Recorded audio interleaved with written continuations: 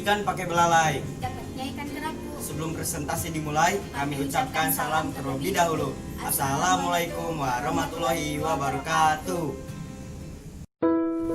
Perkenalkan, nama saya Muhammad Bali Fari Satuka Rizky.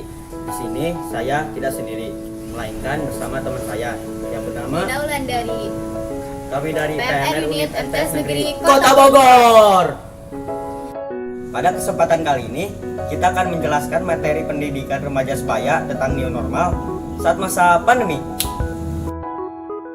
Pandemi virus corona atau yang dikenal dengan COVID-19 sedang berlangsung di seluruh dunia. Di Indonesia sendiri, pertama kali dideteksi pada 2 Maret 2020. Pada 9 April, pandemi sudah menyebar ke 34 provinsi, dengan Jakarta, Jawa Barat, dan Jawa Timur sebagai provinsi yang paling terpapar.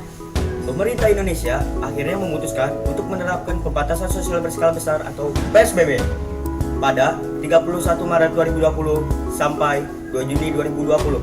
Setelah itu, pemerintah memutuskan untuk melakukan new normal. Dalam masa pandemi virus corona yang mengharuskan kita untuk belajar dan beribadah dari rumah, sekarang ini kita akan memasuki tatanan kehidupan babak baru, yaitu new normal.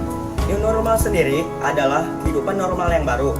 Artinya, kehidupan yang kita jalani secara normal, tetapi dengan pola hidup yang baru.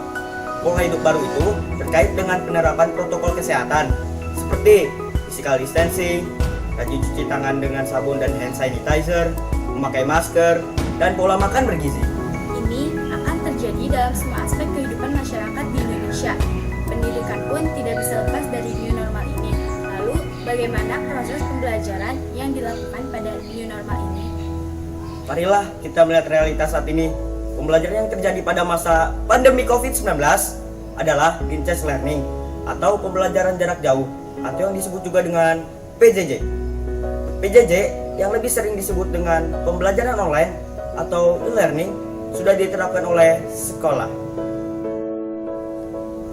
Begitupun pembelajaran di luar kelas juga memanfaatkan berbagai teknologi.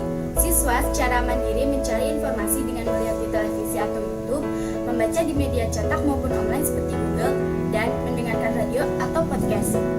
Aktivitas belajar dari rumah tak sepenuhnya mudah. Belajar di rumah penuh tantangan, seperti tergoda untuk rebahan, menonton televisi, dan lainnya. Berikut tips-tips membuat suasana belajar dari rumah tetap menyenangkan seperti dikutip dari Rencanamu ID. Yang pertama, sediakan tempat yang nyaman untuk belajar. Banyak dari kita memilih belajar sambil rebahan di kasur. Rebahan di kasur memang nyaman, tetapi nyaman untuk beristirahat. Belajar sambil rebahan di kasur bisa membuat badan tegang dan konsentrasi membuyar. Kamu juga bisa malah tertidur saat belajar sambil rebahan. Pilihlah tempat duduk untuk belajar.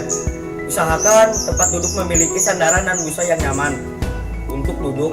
Selain itu, sediakan meja yang posisinya tak terlalu rendah dan tinggi dari posisi dudukmu. Yang kedua, sediakan alat-alat yang digunakan untuk belajar. Jika kamu terbiasa meminjam alat-alat untuk belajar kepada teman, saat ini siapkanlah sendiri alat tersebut. Alat-alat yang mendukungmu belajar bisa membuatmu mudah untuk belajar. Jangan sampai alat-alat untuk belajar ini tak kamu perhatikan sehingga bisa mengganggumu saat belajar. Yang ketiga, pastikan koneksi internet baik. Untuk menyiapkan segala materi pembelajaranmu, hal lain yang mesti diperhatikan saat belajar dari rumah adalah koneksi internet.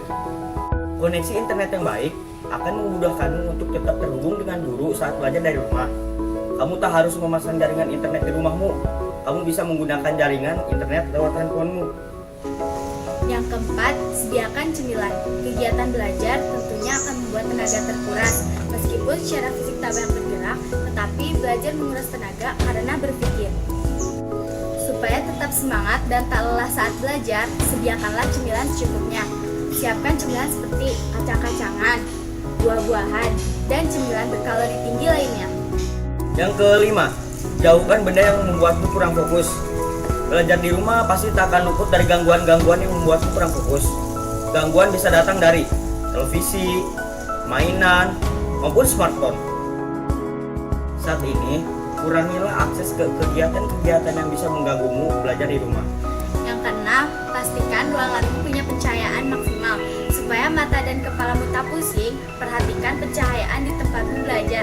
Jangan sampai ruanganmu minim pencahayaan, karena bisa membuat matamu rusak dan kepalamu pusing. Selain itu, belajar di tempat yang redup atau cenderung gelap akan membuatmu malas. Matamu akan bekerja keras untuk melihat, sehingga lama-kelamaan akan membuat mata cepat letih dan mengantuk lebih cepat. Lalu, bagaimana peran kita sebagai anggota PMR saat masa pandemi seperti ini? Kita sebagai anggota PMR Madya memiliki peran sebagai peer support, memberikan dukungan, bantuan, semangat kepada teman sebaya agar meningkatkan keterampilan hidup sehat, seperti mengingatkan teman sebaya agar tetap berada di dalam rumah dan menerapkan protokol kesehatan jika keluar rumah. Terus, gimana cara kita ingetinnya? Kita kan gak boleh kemana-mana, sekolah aja online. Banyak kok cara yang bisa dilakukan meskipun kita tetap di rumah. Kita bisa memberikan dukungan melalui media sosial seperti WhatsApp, Instagram, dan YouTube. Video seperti ini pun bisa kok dijadikan sebagai salah satu cara menjalankan peran anggota PMR. Terus, apalagi Kak? Selain itu, kita bisa mengambil peran untuk mengingatkan teman-teman agar selalu menjalankan 3M. Apa aja itu 3M? Sebutin Kak Dina. Yang pertama, memakai masker.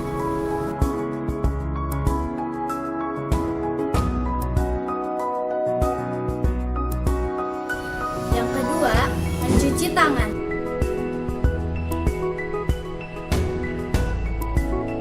Yang ketiga, menjaga jarak.